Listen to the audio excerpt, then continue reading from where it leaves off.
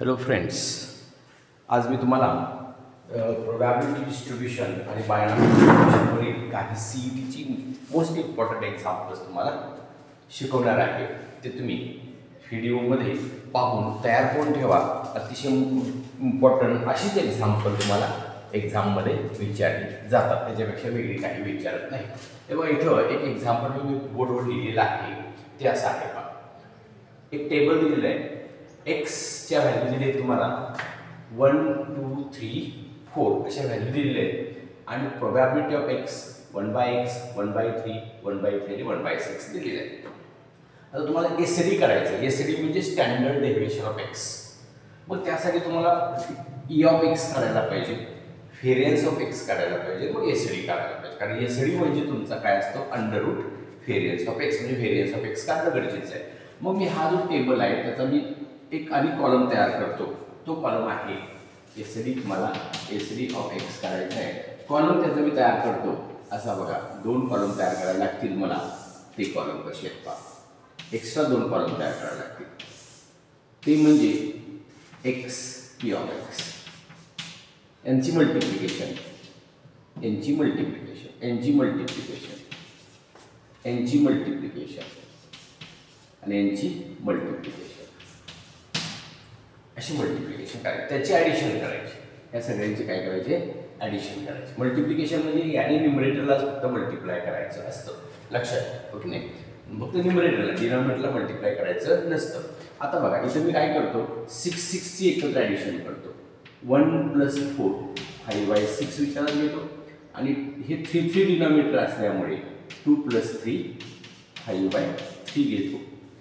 आता यांची ॲडिशन करायची म्हटलं तर ह्या 6नी, इथं 6 आहे तर इथे 6 सांगण्यासाठी 2नी मल्टिप्लाय करायला लागते आणि मिळून झालं हे 10 + 1 15/6 म्हणजेच 6 × 1 = 6 2 = 12 रिमेन 3 6 5 = 30 2.5 हा तुमचा समेशन ऑफ xi pi किंवा xpx हा तयार झाला. म्हणजे ह्या दोघांची मल्टिप्लिकेशन ही लागणार आपल्याला.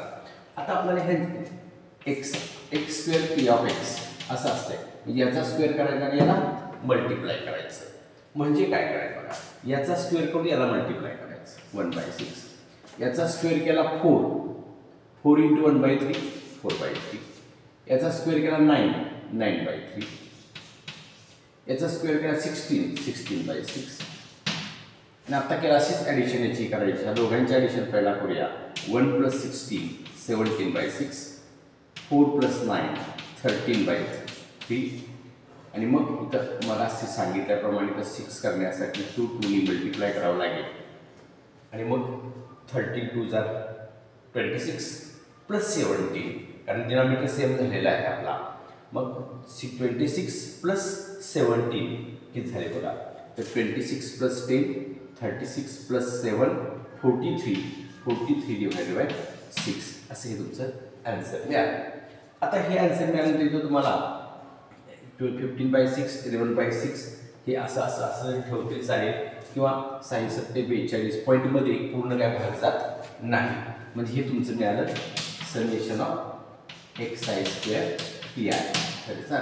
मग आता ई ऑफ एक्स म्हणजे आता व्हेरियन्स करायचं तुम्हाला. व्हेरियन्स ऑफ एक्स पहिला काढला पाहिजे कारण एसडीचा फॉर्म्युला आहे. एसडीचा of X means under root variance of X असं असतं. म्हणजे तुम्हाला व्हेरियन्स काढण्या गरजेचं आहे. व्हेरियन्स ऑफ एक्स म्हणजे काय, summation of xi² pi minus summation of xi pi bracket square. आता हे डिवाइडचा मी विषय डोक्यात घेत नाही. इथे घेतो 43/6 मायनस 15/36 15/6 ब्रॅकेट स्क्वेअर किंवा 2.5चा स्क्वेअर अशा पद्धतीने केलं ते चालतं. इथं बघा आता हे कसं होईल, तर 43/6 मायनस 2/5/36 कारण यात हे समेशन हे मायनस ह्याचा स्क्वेअर असेल स्क्वेअर. मग इथं क्रॉस केल्यानंतर इथं 6नी मल्टिप्लाय करावं लागेल 443 ला 6 ने मल्टिप्लाय केलं तर 6 3 जार 18 remain 1, 6 4 jar 24 plus 1 25, 258 minus 2 2 5 divide by 36. आणि मग हे 258 मधून 2 to 5 मायनस केला तर तुम्हाला 25 आणि वरचे 8 म्हणजे 33, 25 मायनस प्लस 8 33 डिवाइड बाय 36. आणि ह्याचं तुम्ही काय करणार आहात तर इथे डिवाइड करू शकता तुम्ही 1 1 2 आणि मग हे स्टँडर्ड डेव्हिएशन व्हेरियन्स आला 11/12 आणि हे तुम्ही आणखी थोडंसं इथं हे तुमच्या आन्सर आलेलं आहे. पण जर काय आन्सरमध्ये हे मॅच होत नसेल तर तुम्ही ह्या 12 ची स्प्लिट करू शकता. 4 3 जार आणि मग तुम्हाला √11 डिवाइडेड बाय 3 आणि हा जो 4 आहे त्याला हाफ असा बाहेर काढू शकता. तुमच्या ऑप्शनमध्ये बघायचं तुम्हाला कशा पद्धतीनं म्हणजे थोडक्यात लक्षात घ्या. xi pi काढायचा त्याची सम घ्यायची, xi² pi काढायचा त्याची सम घ्यायची, व्हेरियन्स काढून घ्यायचा. व्हेरियन्स काढल्याशिवाय तुम्हाला स्टँडर्ड डेव्हिएशन मिळणार नाही आहे. आणि लक्षात घ्या मग हे x summation of xi² pi म्हणजे हे मायनस ह्याचा स्क्वेअर तो मिळतो व्हेरियन्स स्टँडर्ड डेव्हिएशन काढण्यासाठी अंडर व्हेरियन्स. मग तुमच्या उत्तराशी काय मॅच होते बघायचं. ते तुमचं आन्सर समजलं का बघा. हे तुमचं आन्सर. हे स्टँडर्ड डेव्हिएशन काढण्याचा फॉर्म्युला लक्षात ठेवा, फार इम्पॉर्टंट आहे आणि बऱ्याच वेळा विचारतात. आता इथं बघा काय म्हणते f of x = kx². f of x = काय विचारले kx² दिलेलं आहे. 0 to 2 तुम्हाला रेंज दिलेली आहे आणि तुम्हाला प्रोबॅबिलिटी ऑफ x 1 to 2 तुम्हाला काय दिले प्रोबॅबिलिटी ऑफ x ही तुम्हाला 1 to 2 दिलेली आहे. तुम्हाला फाइंड करायचे 1 to 2. पण त्यासाठी पहिला k काढून घ्यावा लागतो तुम्हाला.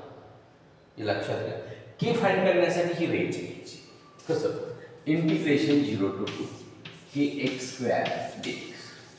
पहिला इंटिग्रेशन घ्यायचं 0 to 2 त्याच्यावर k काढायचा तेव्हा इक्वल टू 1 असतं. लक्षात घ्या sum of all probabilities are 1. So probability of फंक्शनची प्रोबॅबिलिटी 1 असते म्हणून ते 1 घ्यायचं आणि k ची व्हॅल्यू फाइंड करायची.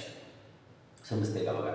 0 to 2 रेंज लिमिट घ्यायचं आणि kx² चं इंटिग्रेशन घेऊन त्याची व्हॅल्यू 1 लिहायची. मग k कॉमन काढला तुम्ही आणि ह्याचं इंटिग्रेशन घेतला x³ 3 आणि हा 0 to 2 इक्वल टू 1. x याचं इंटिग्रेशन k कॉन्स्टंट बाजूला आणि याचं इंटिग्रेशन इथं +1 करायचा.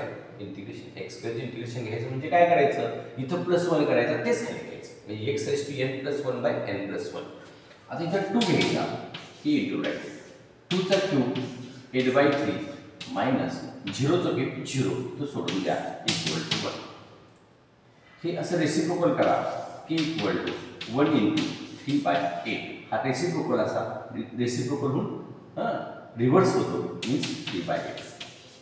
ही k ची व्हॅल्यू फाइंड केली की ती व्हॅल्यू पुन्हा काय करायचं ह्या लिमिटला आपल्याला फाइंड करायचं. हे म्हणजे probability of 1 is less than x is less than 2.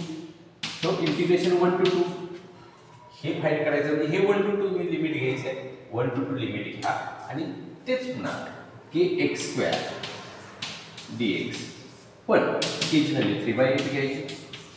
Value आलेली आहे 3/8 आणि x² चं इंटिग्रेशन आता आपण घेतले x³ 3 लिमिट मात्र 1 to 2 घ्यायची. लक्षात घ्या पहिला k ची व्हॅल्यू फाइंड करण्यासाठी हे लिमिट घ्यायचं आणि k ची व्हॅल्यू फाइंड केली की तुम्हाला प्रोबॅबिलिटी याची फाइंड करायची आहे तेव्हा मात्र तिथं k ची व्हॅल्यू ठेवायची आणि पुन्हा ते सॉल्व करायचं. 3/8 2 चा cube upper limit minus lower limit. आता इथं अप्पर लिमिट 2 चा क्यूब 8 ठेवला पण 0 ठेवल्यामुळे 0 च्या जागेवर मी ते घेतलं नाही. पण upper limit minus lower limit. Upper limit आहे 2 चा क्यूब 2 चा क्यूब मीन्स 8/3 मायनस 1 चा क्यूब मीन्स 1/3. हे बघ 2 अप्पर लिमिट ठेवायचं 2 क्यूब 8/3 आणि 1 ठेवलं की 1/3 आणि मग हे तुमच्याकडे मिळालं 3/8 आणि हे 8 - 1 means 7/3. 3 get cancel means 7/8 is the value of this example. आता तुम्हाला जेव्हा तुम्ही ओरली करता तेव्हा तुम्ही डायरेक्टली हे इथपर्यंत यायला पाहिजे आणि आला की मग इथं 1 to 2 व्हॅल्यू ठेवून आन्सर मिळतो. त्यासाठी फुल प्रॅक्टिस पाहिजे. तुम्हाला आता मी सॉल्व्ह करून दिल्याशिवाय तुम्हाला समजणार नाही, म्हणून मी सॉल्व्ह करून देतो आहे. पण लक्षात घ्या, फुल प्रॅक्टिस केलं की तुम्हाला पटदिशी त्याचं आन्सर करता येतं नाही असं नाही. नेक्स्ट क्वेश्चन असा आहे, the probability of qualifying the exam. The probability of qualifying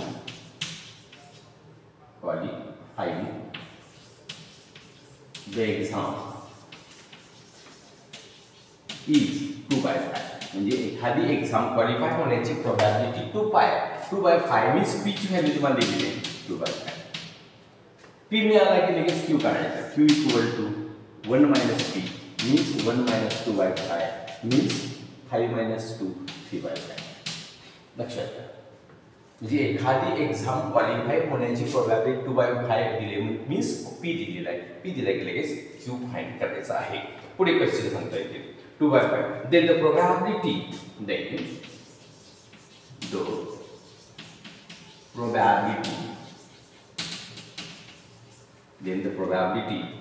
that the student qualifies,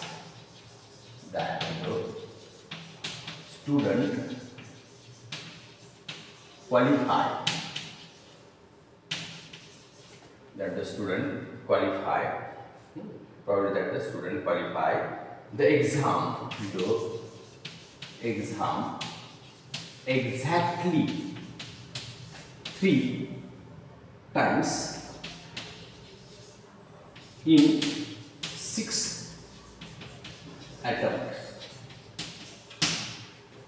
म्हणजे त्या स्टुडंटने 6 अटेम्प्ट्स मध्ये 3 वेळा क्वालिफाय केला असेल याची प्रोबॅबिलिटी फाइंड करायची आहे. Means 6 times means n equal to 6 times. 6 वेळा तो एक्झामला बसलेला आहे आणि एक्झॅक्टली 3 टाइम्स त्यानं काय केले, क्वालिफाय केलेलं आहे. बघा हे सगळ्या व्हॅल्यू तुम्हाला मिळाल्या. म्हणजे तो प्रोबॅबिलिटी एक्झाम तो क्वालिफाय करण्याची प्रोबॅबिलिटी 2/5 मीन्स सक्सेसफुल होण्याची probability 2/5 means p 2/5. q 1 - p काढला की 3/5.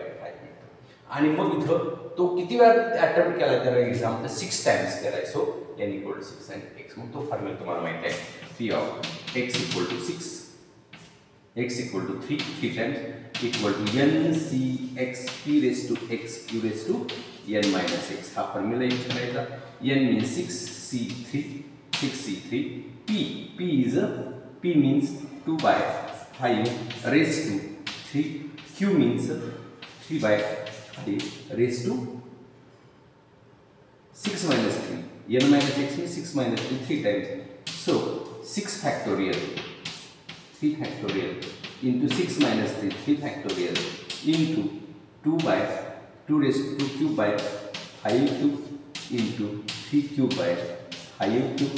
ही बघायचं तुमच्या ऑप्शनमध्ये कुठे ॲडजस्ट होते का, आलं का लक्षात. आता इथं बघा 6 into 5 into 4 into 3 factorial divided by 3 into 2 into 1 into 3 factorial, 3 factorial cancel, 3 2 are 6, 20 into 8 into 27 divided by 5 raised to 3 into raised to 6. हे आन्सर कुठं आहे का बघायचं ऑप्शनमध्ये. ह्याची मल्टिप्लिकेशन करून घ्यायची, जे आन्सर येईल ते तुमचा आन्सर असं तुम्ही ऑप्शनमध्ये बघायचं. 5 raised to x कुठं आहे का बघायचं, ते तुमचं आन्सर. म्हणजे तुम्हाला फार फाईंड करायचं, फार सॉल्व्ह करायची सुद्धा गरज भासणार नाही आहे. अशा पद्धतीनं तुम्ही ते एक्झाम्पल करू शकता, त्याची मल्टिप्लिकेशन करून बघू शकता आणि त्याचा आन्सर तुम्हाला मिळेल. बघा 160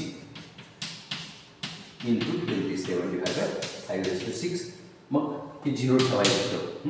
0 16 ने 27 ला मल्टिप्लाय करायचं.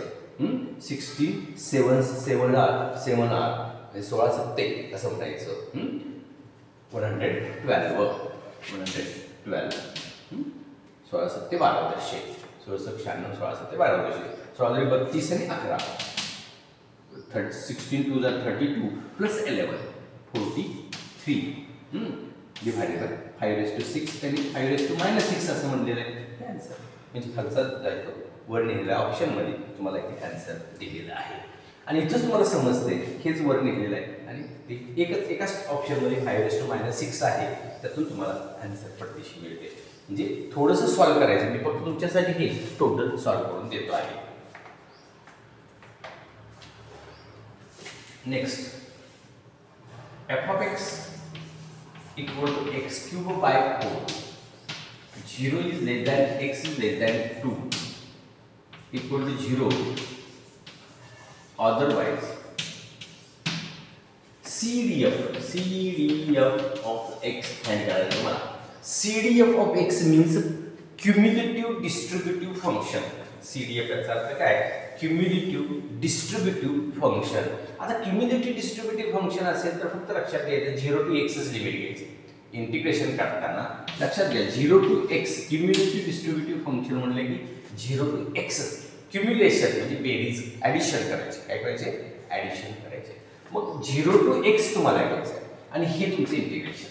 आणि तुमच्या लक्षात येते इथंच समजते ऑप्शनमध्ये काय असणार आहे. तर हा 1/4 बाजूला घेतला, याचं इंटिग्रेशन x⁴/4 झालं आन्सर. आणि 0x ज्या ठिकाणी x ठेवायचा 0 ठेवला 0 येणार आहे, त्यामुळे त्याचा आन्सर येणार आहे x⁴/16. आणि ऑप्शनमध्ये बघायचं कारण x च्या ठिकाणी तुम्ही पुन्हा काय ठेवणार आहे? अप्पर लिमिट x ठेवणार आहे, काय फरक पडणार नाही. 0 ठेवला 0 होऊन जाणार आहे, त्यामुळे तुमचं आन्सर एवढंच राहणार आहे x⁴/16. याला म्हणायचं क्युम्युलेटिव्ह डिस्ट्रीब्युटिव्ह फंक्शन. नेहमी घेताना क्युम्युलेटिव्हला 0 to x हे इंटिग्रेशन घ्या, तुम्हाला काही प्रॉब्लेम येणार नाही. समजलं? हा तुमचा पुढचा क्वेश्चन. नेक्स्ट क्वेश्चन असा आहे, एक टेबल दिलेलं आहे तुम्हाला. x p of x 1 2 3 4 5 2/19, a 4/19, b 7/19. आणि तुम्हाला विचारलेलं आहे अँड इफ म्हणजे if b equal to 5 a then a and b are a and b काय असला पाहिजे? a and b काय असला पाहिजे असा क्वेश्चन आहे. ह्या सगळ्या लक्षात घ्या, ह्या सगळ्यांची ॲडिशन तुम्हाला माहिती आहे. ह्या सगळ्यांची प्रोबॅबिलिटीची ॲडिशन 1 असते. या सगळ्यांची ॲडिशन 1 असते. मी काय करते बघा, ह्या तिघांची ॲडिशन करतो 2 + 4 न्यूमरेटरची ॲडिशन, कारण डिनॉमिनेटर सेम आहे. 2 + 4 6 + 7 13/19 plus a + b equal to 1. हे मला माहिती पाहिजे. या सगळ्या प्रोबॅबिलिटीची ॲडिशन काय होते? 1 होते. हे मला माहित आहे.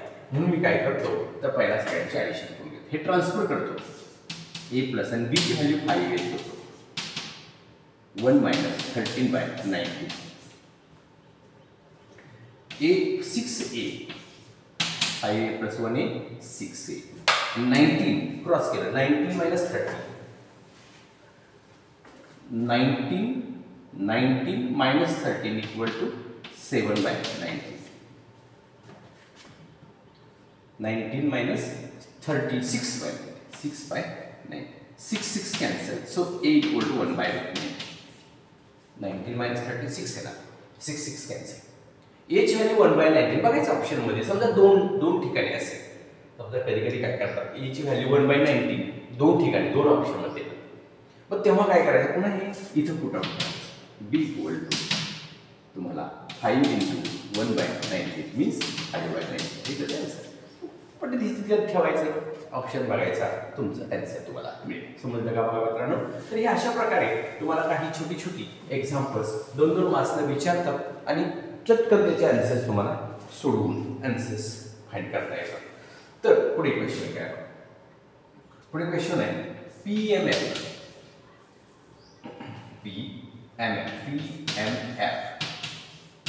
P of x equal to 4 - x/10, x equal to 0 1 2 3 and e of x करायचं. e of x फाइंड काय करायचं?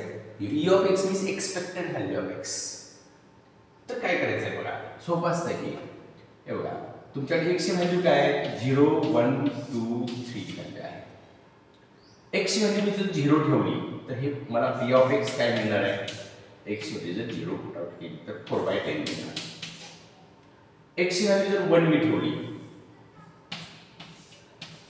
एक्स ची व्हॅल्यू जर 1 ठेवली, 4 - 1 3/10. एक्स ची व्हॅल्यू जर 2 पुट आउट केली तर 4 - 2 2/10. आणि एक्स ची व्हॅल्यू जर 3 पुट आउट केली तर 1/10. आणि हे तुम्हाला एक्स आय पी आय म्हणजे एक्स आय हा पी आय असतो. पण एक्स काढायचं म्हणजे यांची मल्टिप्लिकेशन करून ॲडिशन करायची झालं आहे सर. यांची काय करायची मल्टिप्लिकेशन करून ॲडिशन करायची म्हणजे काय बघा 0 ने मल्टिप्लाय केलं 3/10 4/10 3/10 3 + 4 7 + 3 10/10 मीन्स 1. हे त्याचं तुमचं प्रोबॅबिलिटी 1 हे त्या एक्झाम्पलचं आन्सर. ऑप्शनमध्ये बघायचं तुम्हाला 1 कुठे दिलेला आहे का आहे त्याचा आन्सर समजते बघा. तर अशा प्रकारे तुम्हाला प्रोबॅबिलिटी डिस्ट्रीब्युशनचं आन्सर फाइंड करता येतं. फक्त तुम्हाला टेबल एक्स आय पी आयची म्हणजे ई ऑफ एक्स म्हणजे काय असतो हाच ई ऑफ एक्स असतो. आणि व्हेरियन्स म्हणलं की पुन्हा X I square P I अशा प्रकारे एक्झाम्पल सॉल्व्ह केलं की तुम्हाला आन्सर त्याचं मिळायला काय हरकत नाही आहे. समजलं इथपर्यंत. हा पुढचं एक्झाम्पल बघूया काय आहे.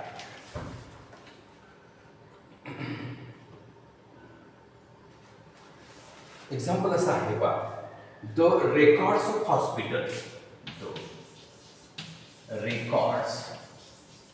Of hospital show that 20% of cases of a certain disease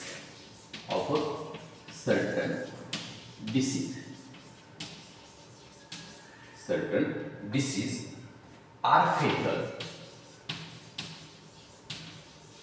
if 10 patients are suffering from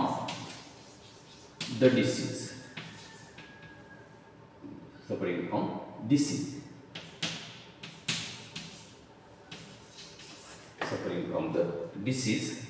Then probability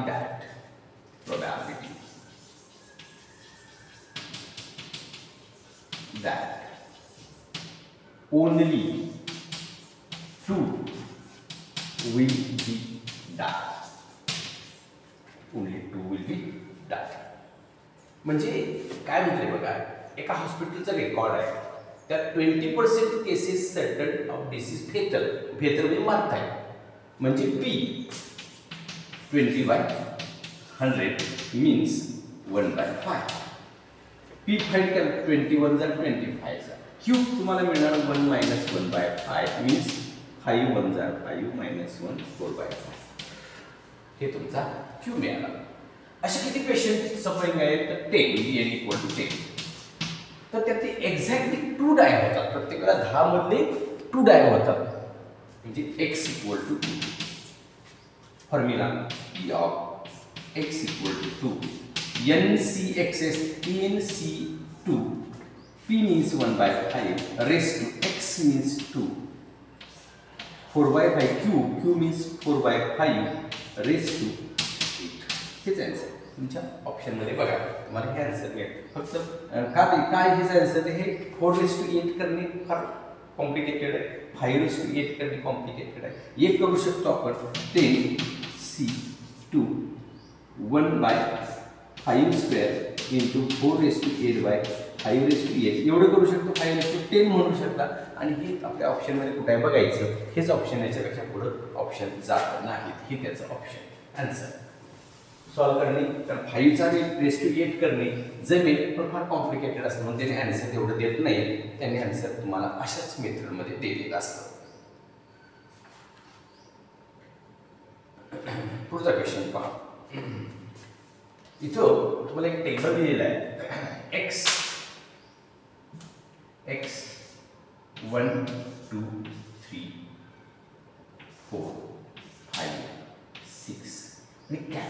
F of x तुम्हाला दिलेले 0.18, 0.43, 0.54, 0.68, 0.89 आणि 1.00. लक्षात घ्या, तुमच्या लक्षात आलं असेल इथे शेवटी 1 आले, याचा अर्थ याची सम करून घेतली गेलेली आहे, प्रत्येकाची सम करत दिलेली आहे. तुम्हाला विचारलेलं आहे probability of 2 is less than x is less than 6.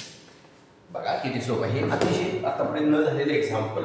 F of X, capital F of X दिलेलं आहे. Capital F of X means cumulative distributive function. Cumulation करून दिलेलं आहे म्हणजे तुम्हाला ॲडिशन करून दिलेलं आहे. आता ती कशी ॲडिशन कशी केलेली असते त्याच्यावर मला ॲडिशन करून पी ऑफ एक्स काढणं गरजेचं आहे. त्याशिवाय मला P of 2 is less than x is less than 6 काढणं शक्य नाही आहे. मग पी ऑफ एक्स कसं काढायचं सोपी ॲड असते तुम्हाला. हे बघा, पहिला ऑब्झर्वेशन तसंच नाही, तसं बघितलं की ह्या दोन पहिल्याची दुसऱ्याची ॲडिशन इथं केलेली असते. पहिल्या तिघांची ॲडिशन इथं असते, पहिल्या चौघांची ॲडिशन इथं असते, पहिल्या 5 जणांची ॲडिशन असते, सगळ्यांची ॲडिशन इथं असते, ॲडिशन असते. मग आपण सबट्रॅक्शन करत जायचं. पहिला पॉईंट आहे कसा ठेवायचा, 43 मधून 18 मायनस घालवायचा. 43 मधून 18 काय करायचा, मायनस घालवायचा. 0.25 मिळाला. 43 मायनस 18 म्हटलं की 0.25 मिळेल. 54 मधून 43 मायनस घालवला की 0.11 मिळेल. 68 मधून 54 मायनस घालवला 0.14 मिळेल. 14 मिळेल. 0.89 मधून 68 मायनस घालला 11 मिळेल. आणि 1 मधून 89 मायनस घालला 0.11 मिळेल. आणि सगळ्यांची ॲडिशन केली की तुम्हाला म्हणजे कसं असते बघा, हे पहिला तसंच ह्या दोघांची ॲडिशन इथं असते, ह्या तिघांची ॲडिशन इथं असते, ह्या चौघांची ॲडिशन इथं असते, 5 जणांची ॲडिशन इथं असते, सगळ्यांची ॲडिशन इथं असते. असा तो प्रकार असतो. आणि मग हे पहिला काढून घेतल्यानंतर आपल्याला probability of 2 is less than x is less than 6 म्हणजे 2 पेक्षा 2 is less than x. x हा 2 आणि 6 च्या मिडल असतो म्हणजे 2 आणि 6 च्या मिडल म्हणजे 3 4 5. 2 आणि 6 च्या मिडल म्हणजे कोण, 2 3 4 5. मग 3 4 5 चीच ॲडिशन किती येते आन्सर तुमची, ह्या तिघांची ॲडिशन म्हणजे तुमचा आन्सर असणार. मग तिघांची ॲडिशन काय आहे बघूया. तोंडी येतं कर लिहित बसायचं आहे. 1 4 5 1 5 आणि हे 3 हे की नाही. म्हणजे इथं बघा हे तुमचं हे बरोबर आहे का बघा. 2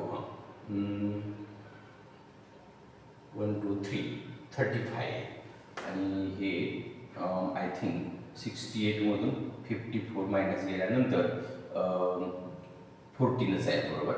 58 60 याच्यातून हे मायनस गेल्यानंतर 21 येणार आहे. 21 79 69 बरोबर 21 आणि म्हणून हे 45.4 हे याच त्यांची तिघांची ॲडिशन 1 4 5 5 आणि 1 4 5 6 आणि हे 2 3 4 46 हे त्याचं ॲन्सर. हे ते एक्झाम्पल आहे. तर अशा पद्धतीनं तुम्हाला त्याचा ॲन्सर काढणं शक्य आहे. आता तुम्हाला जर हा जर व्हिडिओ आता एवढे भरपूर झाले एक्झाम्पल्स, हा जर व्हिडिओ जर तुम्हाला जर आवडला तर लाईक करा, चॅनलला सबस्क्राईब करा आणि अशाच प्रकारची वेगवेगळी एक्झाम्पल्स मी तुम्हाला टाकत जाईल. थँक्यू.